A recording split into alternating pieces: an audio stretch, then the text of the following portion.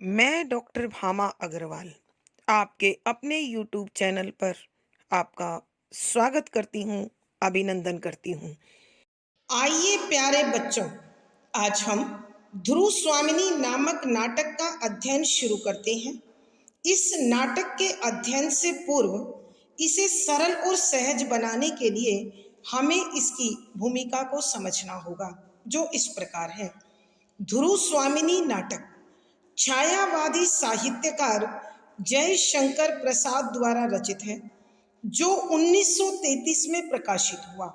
यह भारतीय इतिहास के स्वर्ण युग गुप्त काल की पृष्ठभूमि को लेकर रचा गया। इसमें पुरुष सत्तात्मक समाज के शोषण के विरुद्ध नारी के विद्रोह द्वारा उसके अस्तित्व, अस्मिता, अधिकार, अनुचित विवाह से मोक्ष तथा पुनर्लगन की समस्या का समाधान प्रस्तुत किया गया है। यहाँ समुद्रगुप्त की मृत्यु से लेकर चंद्रगुप्त के राजा बनने तक के समय के घटनाक्रम को 3 भागों में विभाजित किया गया है। पात्र सूची: ध्रुव स्वामिनी, मंदाकिनी, कोमा, चंद्रगुप्त, रामगुप्त, शिखर स्वामी, पुरोहित, शकराज, खिंगिल, मिहिरदेव, सामंत कुमार, शक सामंत, प्रतिहारी, प्रहरी, दासी, कुबड़ा, बोना, हिजड़ा, नर्तकियां। प्रथम अंक इस प्रकार है। द्वितीय दृश्य के कुछ स्मरणीय बिंदु इस प्रकार हैं।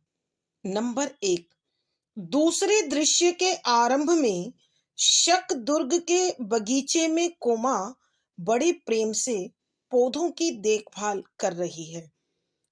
नंबर 2, कोमा अपने हृदय में समाये शकराज के प्रेम से पुलकित यौवन को बसंत का उत्सव मानती है और अपने मनोभाव एक गीत के रूप में व्यक्त करती है। नंबर 3, तभी शकराज अपने ख्यालों में खोया हुआ नग्न तलवार हाथ में लिए वहां आकर टहलने लगता है, मगर कोमा को नहीं देखता। नंबर 4, शकराज के टहलने की आहट से कोमा को उसके आने का पता चलता है। नंबर 5, जहां कोमा शकराज से अनन्य प्रेम करती है, वहां शकराज उसे विलास की सहचरी मानता है और वाग्दत्ता कहकर फुसलाई रखता है। नंबर 6, शकराज खिंगिल के न आने से चिंतित है, अतः कोमा से मदिरा मांगता है। नंबर 7, तभी खिंगिल आकर रामगुप्त द्वारा शर्तों के मानने की सूचना देता है। नंबर 8, शर्तों की स्वीकृति से प्रसन्न शकराज शक सामंतों के साथ अत्यधिक मदिरा और नृत्य के साथ विजय उत्सव मनाता है। नंबर 9, रात्रि बढ़ने के साथ साथ ध्रुव स्वामिनी के लिए शकराज की बेचैनी बढ़ने लगती है। नंबर 10, तभी खिंगिल दुर्ग तोरण में शिविकाएं अर्थात पालकियां आने की सूचना देता है। नंबर 11, खिंगिल शकराज से ध्रुव स्वामिनी की एकांत में मिलने की इच्छा के विषय में बताता है। नंबर 12, शकराज ध्रुव स्वामिनी का मजाक उड़ाते हुए उसकी इच्छा स्वीकार कर एकांत में मिलने को राजी हो जाता है। नंबर 13, कोमा शकराज को समझाते हुए कहती है कि आज तुम एक स्त्री को अपने पति से विच्छिन्न कराकर अपने गर्व की तृप्ति के लिए कैसा अनर्थ कर रहे हो और नाराज होती है। नंबर 14, शकराज इस दुष्कर्म को राजनीतिक प्रतिशोध कहकर टालता है। नंबर 15, शकराज कोमा के इस वार्ता के समय आचार्य मिहिरदेव आ जाते हैं और वह इस दुष्कर्म को अनुचित ठहराते हैं। नंबर 16, कामुक शकराज उनकी अवहेलना करता है तो वो जाने लगते हैं। नंबर 17, उसी समय आकाश में विचरते नील लोहित धूमकेतु को देखकर अमंगल की सूचना देते हैं। नंबर 18, ध्रुव स्वामिनी के वेश में चंद्रगुप्त और ध्रुव स्वामिनी शकराज के समक्ष असली ध्रुव स्वामिनी होने का नकली दावा कर उसे भ्रमित करते हैं। नंबर 19, तभी चंद्रगुप्त असली वेश में आकर शकराज को द्वंद्व युद्ध के लिए ललकारता है। नंबर 20, शकराज मारा जाता है तभी मगध सामंत किले पर अधिकार कर लेते हैं। नंबर 21, सभी ध्रुव स्वामिनी की जय हो के नारों के साथ दुर्ग में प्रवेश करते हैं और पर्दा गिरता है। आइए प्यारे बच्चों, अब हम इस दूसरे अंक के पदों की व्याख्या के द्वारा इसकी विषय वस्तु को समझने की कोशिश करते हैं। द्वितीय दृश्य, शक दुर्ग के भीतर सुनहले कामों वाले खंभों पर एक दालान, बीच में छोटी छोटी 2 सीढ़ियां, उसी के सामने काश्मीरी खुदाई का सुंदर लकड़ी का सिंहासन, बीच में 2 खंभे खुले हुए, उनके दोनों ओर मोटे मोटे और चित्रों वाले तिब्बती ढंग के रेशमी पर्दे पड़े हैं। सामने छोटे से आंगन में दोनों ओर क्यारियों में 2-4 पौधे हैं और लताएं फूलों से लदी हुई दिखाई पड़ती है। कोमा प्रवेश करती है। प्रसंग, प्रस्तुत गद्यांश छायावादी साहित्यकारों में प्रमुख श्री जयशंकर प्रसाद जी द्वारा रचित ध्रुव स्वामिनी नाटक के दूसरे अंक से लिया गया है। संदर्भ, यहाँ लेखक अथवा नाटककार शक दुर्ग की साज सज्जा का वर्णन करते हुए वो लिखते हैं कि व्याख्या, शब्दों के अर्थ आवश्यकता के अनुसार। शक दुर्ग शकराज का किला के भीतर अंदर सुनहरे रंग वाले सोने के काम वाले खंभों पर एक दालान कि उन खंभों के ऊपर एक बरामदा सा बना हुआ है, बीच में छोटी छोटी 2 सीढ़ियां कि उस ऊंचाई पर चढ़ने के लिए दोनों तरफ 2 छोटी छोटी सीढ़ियां लगी हुई हैं। उसी के सामने काश्मीरी खुदाई का सुंदर लकड़ी का सिंहासन कि उन दोनों सीढ़ियों के सामने ही कश्मीर में जो लकड़ी पर खुदाई का काम होता है, उस खुदाई से सजा हुआ सुंदर आकर्षक सिंहासन रखा हुआ है।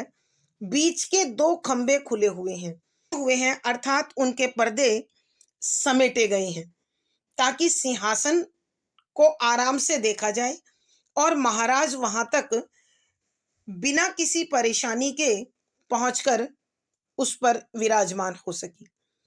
उनके दोनों ओर मोटे मोटे और चित्रों वाले तिब्बती ढंग के रेशमी पर्दे पड़े हैं कि ये जो 2 खंभे खुले हुए हैं, इन खंभों के साथ दोनों ओर 2 बड़े मोटे कपड़े के और बड़े बड़े चित्रों वाले, जो प्राय तिब्बत में कार्य होता है उसी की छपाई वाले रेशमी पर्दे उन खंभों से बांधे गए हैं। सामने छोटे से आंगन में दोनों ओर क्यारियों में 2-4 पौधे हैं कि वह जो दालान बना हुआ है उसके सामने दोनों ओर 2 छोटे छोटे बगीचे हैं, उसमें 2-4 पौधे हैं और फूलों वाली लताएं हैं। और उसी समय कोमा यहाँ प्रवेश करती है। यहाँ नाटककार जयशंकर प्रसाद जी शक दुर्ग की साज सज्जा और उसके सौंदर्य का वर्णन करते हुए लिखते हैं कि शक राज के किले के भीतर सोने के काम वाले खंभों पर एक बरामदा बना हुआ है और वहां तक पहुंचने के लिए उसके बीच में दो छोटी छोटी सीढ़ियां लगी हुई हैं। उसी के सामने कश्मीरी लकड़ी की खुदाई के काम वाला एक सुंदर सिंहासन रखा हुआ है और बीच के दो खंभे खोले गए हैं और इन खंभों के साथ दोनों ओर मोटे मोटे और तिब्बती चित्रों से सजे हुए रेशमी पर्दे डाल रखे हैं। इस दालान के सामने ही छोटा सा आंगन है और उस आंगन के दोनों ओर दो बगीचे हैं। उसमें दो चार बड़े पौधे और कुछ फूलों से लदी हुई बेल हैं, लताएं हैं। और यहाँ पर उसी समय कोमा प्रवेश करती है। भावार्थ: नाटककार के कहने का भाव यह है कि शकराज के किले की सुंदरता राजसी ठाठ बाट के अनुरूप बनी हुई है। विशेष: यहाँ शकराज के किले की सुंदरता का वर्णन हुआ है। शुद्ध साहित्यिक खड़ी बोली का प्रयोग है। तत्सम प्रधान शब्दावली ने आकर्षण बढ़ा दिया है। अभिधा शब्द शक्ति है, शांत रस है, प्रसाद गुण है। यहाँ दृश्य बिंब का प्रयोग हुआ है। पद संख्या 2 कोमा धीरे धीरे चलती पौधों को देखती हुई इन्हें सींचना पड़ता है, नहीं तो इनकी रुखाई और मलिनता सौंदर्य पर आवरण डाल देती है। देखकर आज तो इनके पत्ते धुले हुए भी नहीं हैं, इनमें फूल जैसे मुकुलित होकर ही रह गए हैं। खिलखिलाकर हंसने का मानो इन्हें बल नहीं। सोचकर ठीक इधर कई दिनों से महाराज अपने युद्ध विग्रह में लगे हुए हैं और मैं भी यहाँ नहीं आई, तो फिर इनकी चिंता कौन करता। उस दिन मैंने यहाँ और भी 2 मंच रख देने को कह दिया था, पर सुनता कौन है। प्रसंग पूर्ववत संदर्भ: यहाँ नाटककार जयशंकर प्रसाद जी ने नाटक की सहनायिका कोमा, जो शकराज की प्रेयसी और भावी पत्नी है तथा अत्यधिक दार्शनिक और भावुक चरित्र है, वह अपने इसी विशिष्ट गुण का परिचय देते हुए कहती है कि व्याख्या: शब्दों के अर्थ आवश्यकता के अनुसार। कोमा नाटक की सहनायिका का नाम। धीरे धीरे, आराम से, छोटे छोटे कदमों से चलती हुई चलकर पौधों को देखती हुई कि आसपास के पौधों को देख रही है। इन्हें सींचना पड़ता है, इन्हें अर्थात पौधों को सींचना पड़ता है, पानी डालना पड़ता है। अर्थात यहाँ दर्शन के आधार पर वो प्रेम प्रदान करने की बात करती है, देखभाल करने की बात करती है।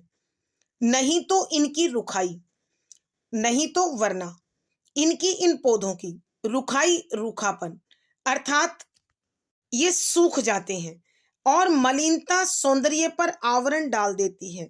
मलिनता, मैलापन, भद्दे दिखाई देते हैं। सौंदर्य, सुंदरता पर आवरण, पर्दा डाल देती है। यदि इन पौधों की समय पर देखभाल ना की जाए, इन्हें पानी न दिया जाए, तो ये सूख जाते हैं और मटमैले दिखाई देते हैं। और यही सूखापन और मटमैलापन इसकी सुंदरता को समाप्त कर देता है, ढक देता है।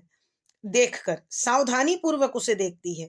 आज तो इनके पत्ते धुले हुए भी नहीं हैं कि आज भी लगता है इन पौधों को माली ने पानी नहीं दिया और न ही इन पेड़ों के पत्तों को धोया गया है।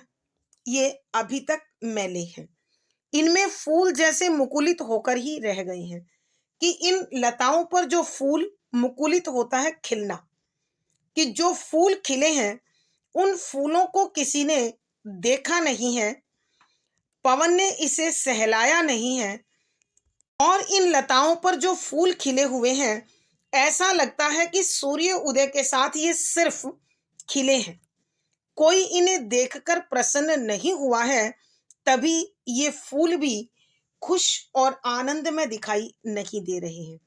खिलखिलाकर हंसने का मानो इन्हें बल नहीं कि ये पूरी तरह से अच्छी प्रकार से खिल पाएं।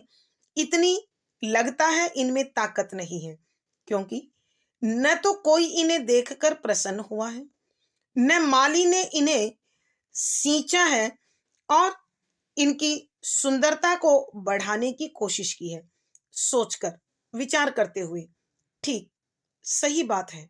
इधर कई दिनों से महाराज अपने युद्ध विग्रह में लगे हुए हैं कि ठीक ही है, इनकी देखभाल कौन करता, क्योंकि महाराज यानी महाराज शकराज अपने युद्ध के कार्य में व्यस्त हैं और मैं भी यहां नहीं आई कि मैंने भी कई दिनों से इधर भ्रमण नहीं किया, तो फिर इनकी चिंता कौन करता कि इस बगीचे की, इन पेड़ पौधों की, इन क्यारियों की और इन लताओं की देखभाल अथवा इनके विषय में विचार कौन करता।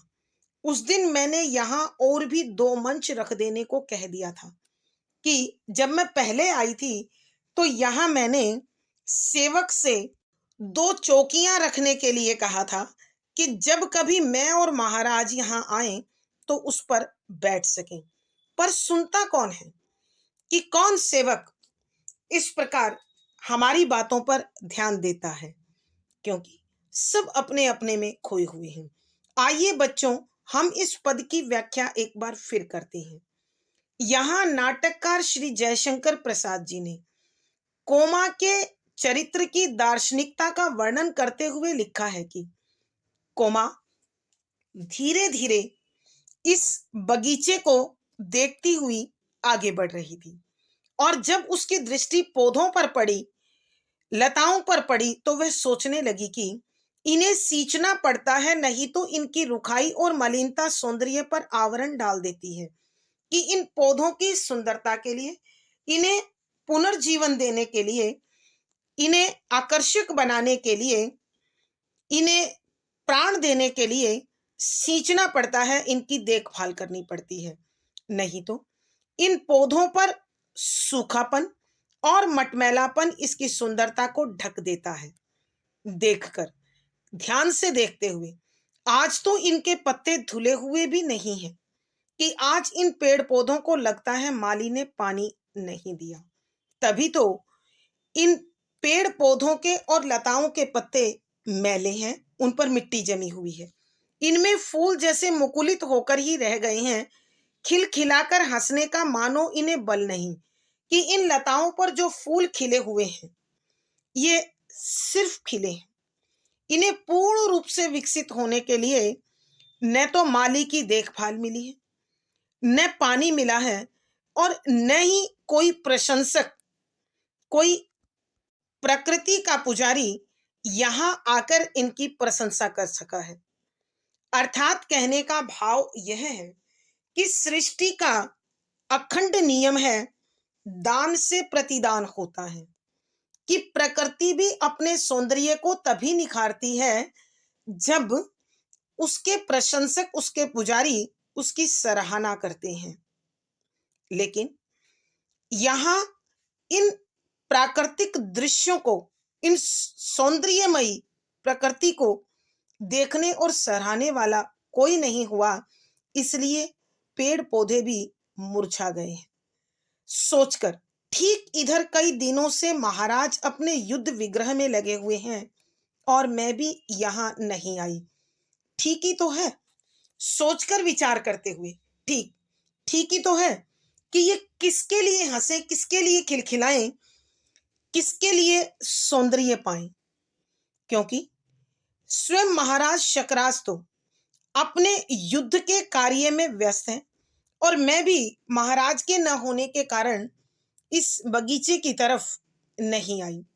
तो फिर इनकी चिंता कौन करता कि फिर इस बगीचे की देखभाल के लिए कौन किसी को कहता, कौन इसके विषय में विचार करता।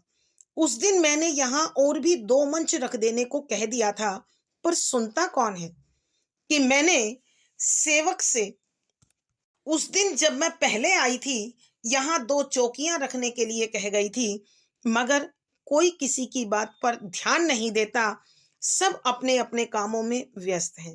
भावार्थ, यहाँ नाटककार जयशंकर प्रसाद जी शकराज, शक सामंत और शक सेवकों की स्थिति का उद्घाटन करते हुए कहते हैं कि सब केवल अपने अपने में खोए हुए हैं, कोई किसी पर ध्यान नहीं देता है। विशेष यहाँ शक किले में बगीचे स्थिति के माध्यम से कोमा के चरित्र को उभारा गया है। शुद्ध साहित्यिक खड़ी बोली है, तत्सम प्रधान शब्दों ने सौंदर्य का विकास किया है। शांत रस है, प्रसाद गुण है, लक्षणा शब्द शक्ति है, दृश्य बिंब का आयोजन हुआ है। पद संख्या 3, सब जैसे रक्त के प्यासे, प्राण लेने और देने में पागल।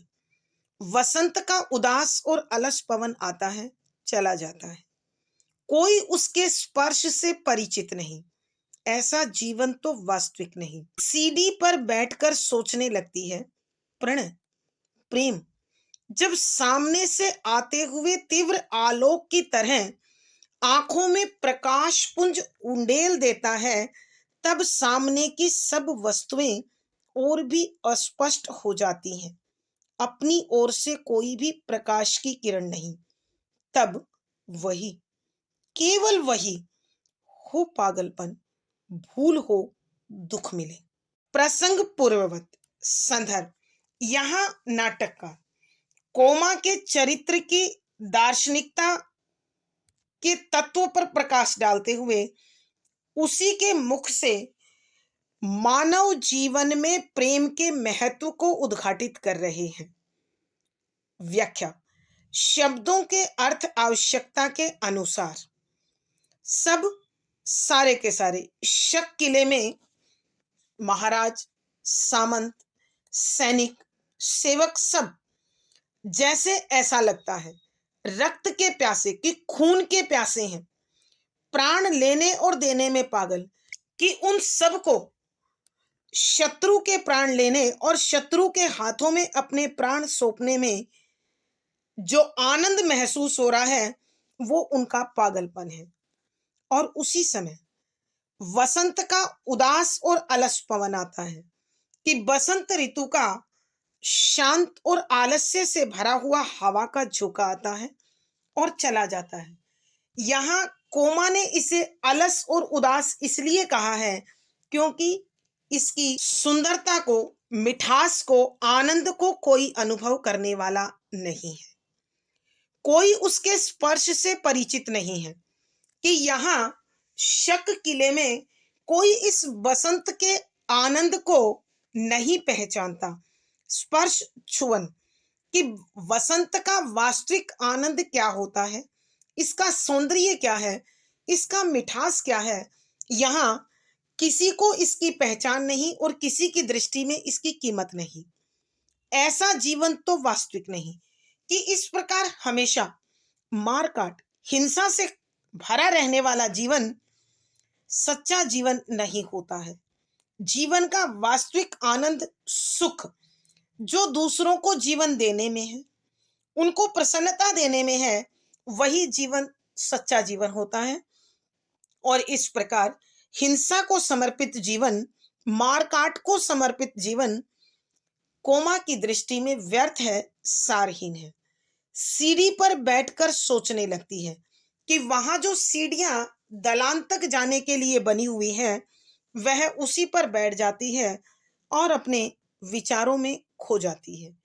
प्रणय प्रेम कि जीवन में जीवन साथी का प्रेम तन मन में समाया होता है, तो ऐसे में स्थिति मानव की आत्मा और हृदय की ऐसे होती है जैसे जब सामने से आते हुए तीव्र आलोक की तरह, कि जिस समय आंखों के सामने आता हुआ, तीव्र माने तेज, आलोक माने प्रकाश की तरह के समान, आंखों आंखों में प्रकाश पुंज की रोशनी का समूह अर्थात ज्यादा मात्रा में रोशनी उंडेल देता है, डाल देता है, तब सामने की सब वस्तुएं और भी अस्पष्ट हो जाती हैं कि फिर केवल वही प्रकाश दिखाई देता है और उसके सामने जो भी वस्तु है, जो भी तत्व है, जो भी चीज है, वो सब की सब धुंधली हो जाती है।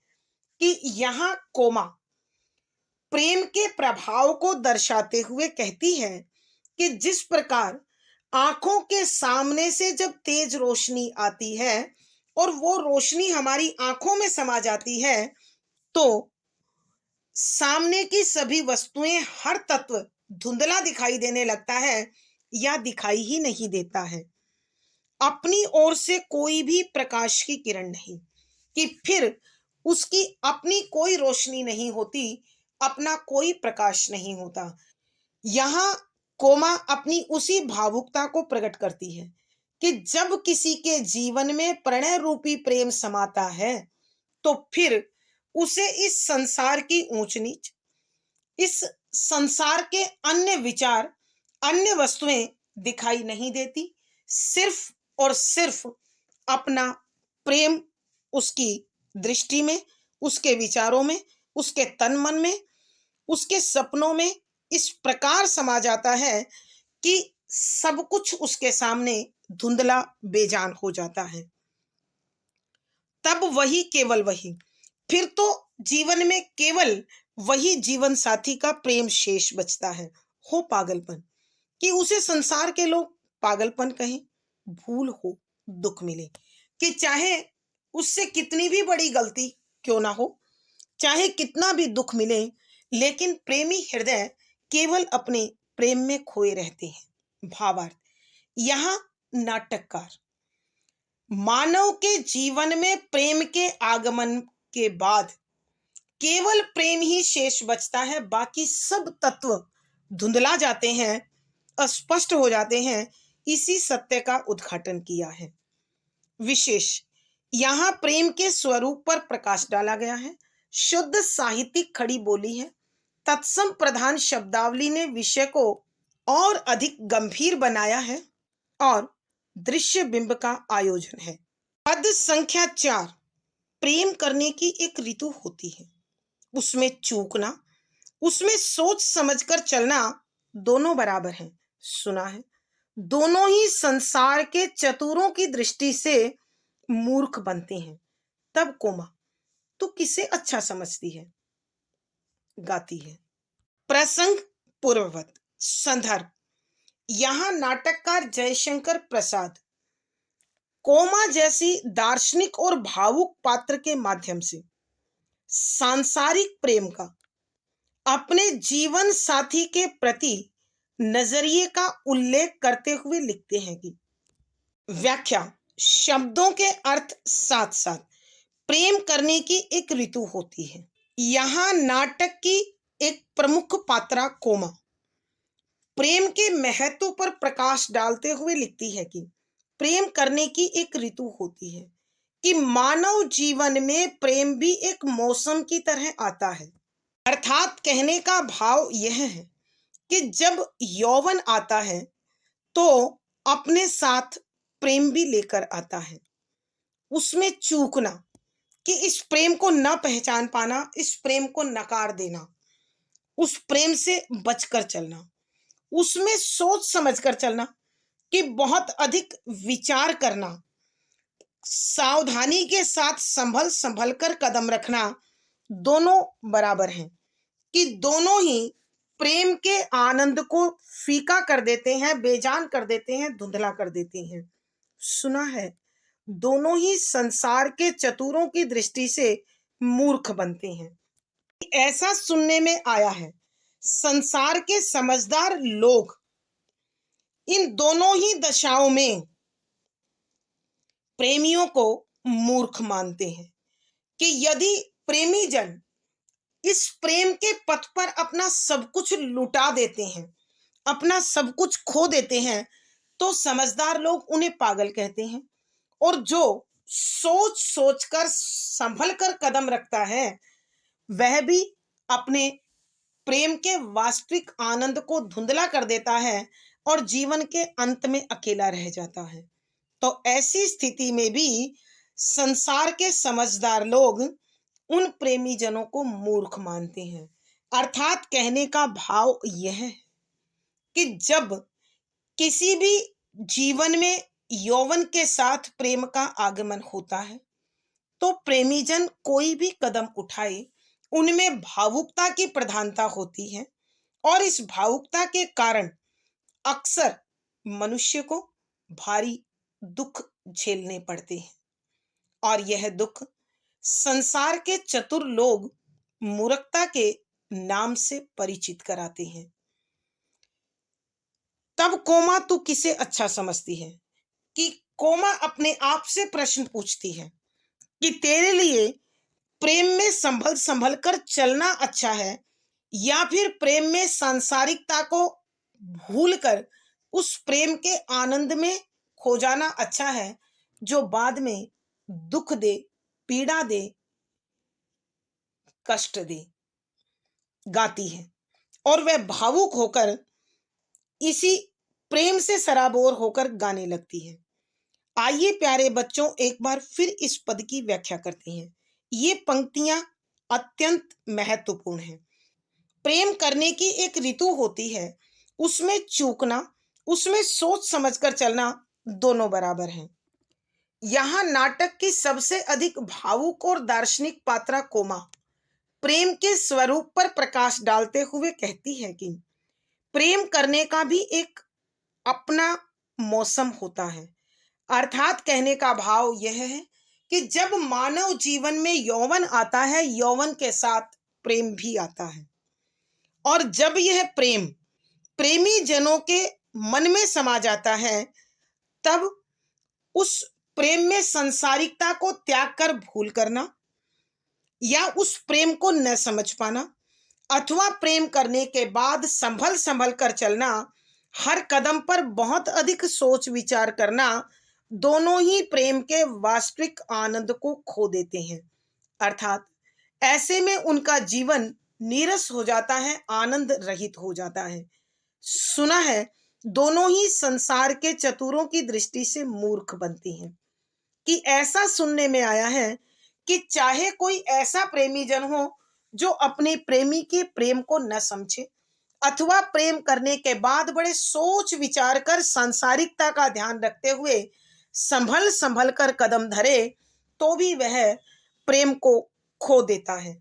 और ये दोनों ही स्थितियां जब प्रेमी जन के जीवन में आती हैं, तो संसार के समझदार लोग इसे मूर्खता का नाम देते हैं, पागलपन का नाम देते हैं, क्योंकि दोनों ही स्थितियों में अंततः प्रेमी जन के जीवन में तड़फ बचती है, दुख बचता है, कसक बचती है, वेदना बचती है। तब कोमा तू किसे अच्छा समझती है कि ऐसे में कोमा अपने आप से प्रश्न करती है कि कोमा, प्रेम का अर्थ न समझना अथवा प्रेम में बड़ा सोच विचार कर संभल संभल कर चलना तेरी दृष्टि में क्या उचित है। और वह भावुक होकर गीत गाने लगती है। भावार्थ, यहाँ कहने का भाव यह है कि यौवन के साथ प्रेम जब मानव जीवन में दस्तक देता है, तो ऐसी स्थिति में प्रेमी जन जो या तो प्रेम के महत्व को नहीं समझते या सांसारिकता का ध्यान रख बड़ा सोच समझकर व्यवहार करते हैं, तो दोनों ही स्थितियों में प्रेम का वास्तविक आनंद खो जाता है। इस तथ्य का उद्घाटन हुआ है। विशेष यहाँ प्रेम के स्वरूप पर प्रकाश डाला गया है। शुद्ध साहित्यिक खड़ी बोली है, श्रृंगार रस है, माधुर्य गुण है, लक्षणा शब्द शक्ति है, वर्णात्मक शैली का निर्वाह हुआ है। आज की कक्षा में प्यारे बच्चों इतना ही। अगली वीडियो में फिर मुलाकात होगी। आशा है पढ़ा गया विषय आपको समझ में आया होगा। अपने भाव व विचार कमेंट बॉक्स में लिखें। वीडियो को लाइक करें, शेयर करें और चैनल सब्सक्राइब करें। आपका दिन और जीवन मंगलमय हो, इसी शुभकामना के साथ आभार, धन्यवाद।